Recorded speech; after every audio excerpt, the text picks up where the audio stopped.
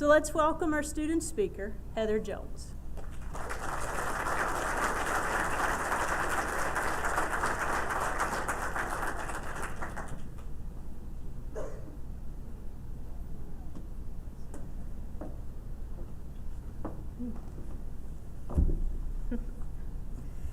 I am fortunate enough to have an amazing family.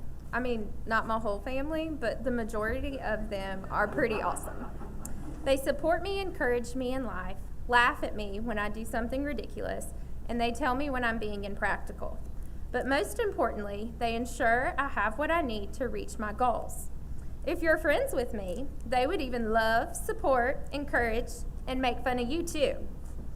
When I thought about starting back to school, I was very unsure of if I would be able to juggle a full-time teaching job, be a single mom to an extremely active little boy, and still maintain some sort of social life with my friends and family. Everyone I spoke to encouraged me to do it, but I was just not convinced. I got an email from our county math coordinator offering an incentive to enroll in the Griffin campus. It really came at a perfect time to nudge me in the direction of enrolling in school. Thank you to Wanda. After receiving the email, I was speaking to my grandmother, and I shared that it was going to be really hard to manage all of it. She replied with, "Well, honey, you can do hard things." And right then I said, "You know what? I can do the hard things." And so I did, and I did it well. And now I'm here speaking to all of you who have also done the hard things. You balanced your work, your families, and made sacrifices to your social life to pursue a dream that you had. And you did it.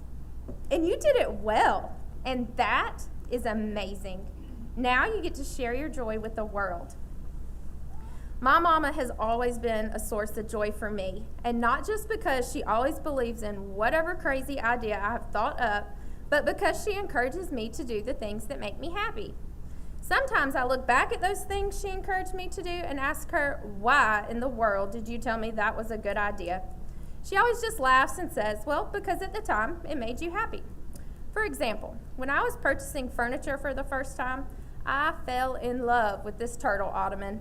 I don't even really like turtles, but I saw him and he was adorable.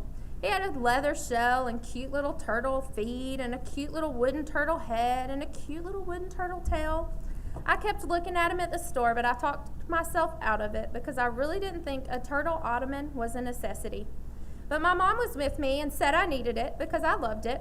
So one purchase and a few days later, old Terrell the turtle ottoman was delivered to my door. I loved Terrell. I would look at him and think, "Man, he's so cute." Until I was rushing through the living room to do something and he unexpectedly kicked me with his not so cute little wooden turtle feet or his not so cute dagger-like turtle tail that would make any saint cuss when you hit your little pinky toe on it. Do you know where Terrell the turtle ottoman is now? In storage. That joker bit his last pinky toe of mine. But at the time of purchase, he made me happy, and my mama saw that joy in me. She encouraged me to do something because it brought me joy, and it made me happier. You too can encourage joy in people. Be that person who sees what makes others happy and encourage them to do it. Share that happiness with them. Celebrate the happiness with them. Laugh at their happiness when it turns out to bite their toes while they walk by it in the living room. But be one of the good guys in the world. You get to decide how happy you are in life. Regardless of what not so ideal situation you may be placed in, you are ultimately responsible for how you respond. Respond with kindness and grace. Respond in a way that makes others want to be more like you. If you're not an education major, you never had Dr. Overick, and I'm sorry to say that you missed out on getting to know one of the best humans I have ever met. I know a lot of people, so my opinion is totally valid. And if you took Dr. Overick's statistics class, forget everything you learned about sampling and validity because it is not applicable in this situation. She is truly an amazing person. At the beginning of the school year, she sent every one of her students an email. This line resonated within me. For those who are unhappy, I've asked for the ability to look around and see the good around you. For those who love what you do, I've prayed for God to help you be an encourager to others. How many professors have you had in your college career that have sent you an email wishing you happiness and the ability to share your happiness with others. Until Dr. Overick, I have had none. Not only did she inspire me to be a better student and educator, she inspired me to be a better human. Inspire people to be kind. Inspire people to be happy. And if you cannot manage to be an inspiration to others, at least be an inspiration to yourself to find something good in your current situation. Know that nothing is permanent, and if you are truly unhappy, you have the ability to remedy it. Find someone to help you be a happier person. I hope you have loved your education. Being a teacher is seriously the best job. Many individuals may disagree with me, but you would be wrong. And until you are a teacher and see the impact that you have on tiny humans or adult humans, you have no idea how great it really is. I think every person has that one teacher that they remember. It may be because you hated them and thought they were the absolute worst teacher in the world, or it may be because you loved them and you thought they were the absolute best teacher in the world. But either way, they made a lasting impression on you for a reason. I have many teachers that I remember, and it's probably because I always knew I was going to be a teacher, so I subconsciously paid attention to the way they all treated me. In high school, I had a history teacher that was terrible. She hated me. And when I say she hated me, that is not my high school bratty self. She legit hated me. I remember getting in trouble for coughing one day in her class. I came home to share the story with my mom, probably a little over dramatic. And my mom responded with, "Were you coughing obnoxiously on purpose?" My mama didn't cut me any slack. If a teacher said something, she believed them over me. Rightly so, she knew me well. Several other things went on, and my mama finally had a parent conference with this teacher. I was nervous all day. Not because I ever did anything wrong, but I maybe have done something wrong on occasion. I finally spoke to my mom, and she said, "You have a new teacher. That lady is crazy, and she really does hate you."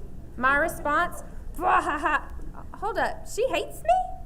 I knew I would never be that teacher when I grew up. I was going to love all of my babies, even if they were a little difficult to love. I was actually extremely fortunate to have more great teachers than not so great teachers.